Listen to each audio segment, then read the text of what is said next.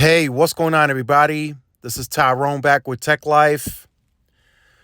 So the theme for T-Mobile has been worst to first.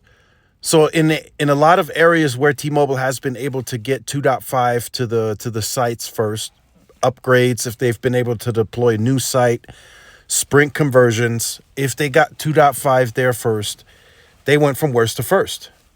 And that's before AT&T or Verizon have been able to get their C-band to that area. And that was just naturally going to happen because T-Mobile had a head start.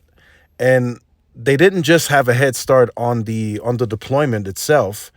They also had a head start on permitting, planning, approvals. A lot of that stuff takes time, especially across the military bases.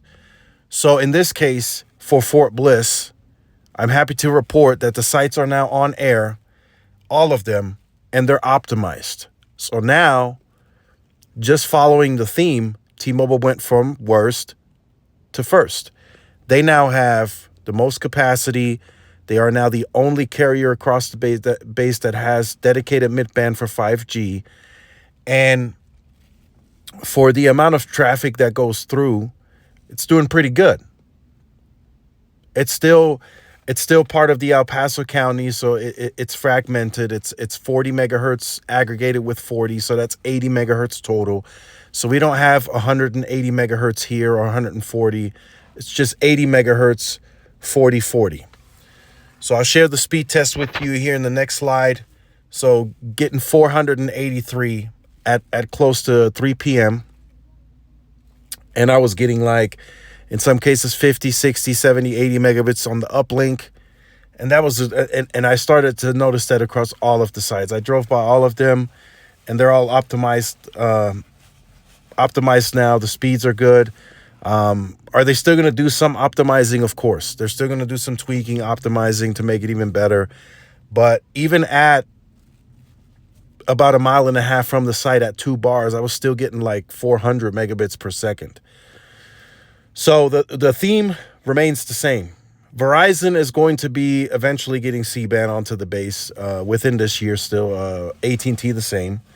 So then it'll kind of settle, right? It'll be mid-band across the whole base for all the carriers. Verizon, as I mentioned earlier in the year, is building 10 more sites across the base. So at some point in time, Verizon will have the best possible network across the base. If you're talking about accessibility, reliability, indoor performance, Verizon will be the better option here. Once they have those 10 sites built and they have C-band across all the existing sites. But for now, as it stands, T-Mobile goes from worst to first until the others respond. So it's a great performing network now that they built these, or they converted these 5 Sprint sites to T-Mobile. They do need about, I think, 1 to 2 more sites in some specific locations. But for now, this will do. This will make them competitive. This will allow them to grow across the base. So, both civilian and service members. This may even allow them to get some of the other agencies to join them. So this will allow them to more aggressively compete for some of the contracts, for some of the government agencies. So this is a good thing. This brings competition. Even when AT&T deploys their C-band, T-Mobile now has more sites across the base than AT&T. Verizon will one-up them, like I just mentioned, with the 10 new sites. That's just, T-Mobile will just have to build more sites to compete with that. But AT&T, T-Mobile will have more sites compared to AT&T across the base. So make sure you guys stay tuned for more. Like, share, subscribe if you're new. Follow my social media outlets. This is Tyrone with Tech Live. See y'all in the next one. Peace.